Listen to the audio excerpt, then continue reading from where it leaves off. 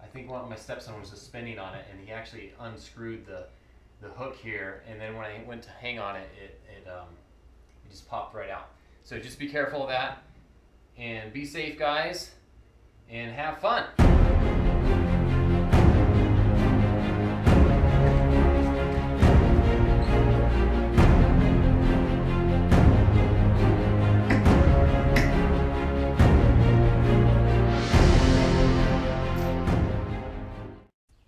Hey, just one last thing.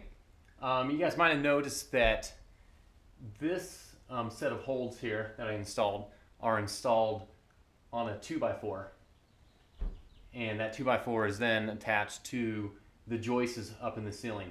And the reason I did that was because I can adjust these holds to whatever width I want. I'm not limited to where the joists are in the house. So that is another option, and those were attached. I attached the 2x4 with screws, some long screws. You gotta remember, you gotta take into account the drywall. But I attached the 2x4 up through there, up through the drywall, up into the joists. So that is another option if you guys wanna to do that. It will give you more variety of spacing for the holds.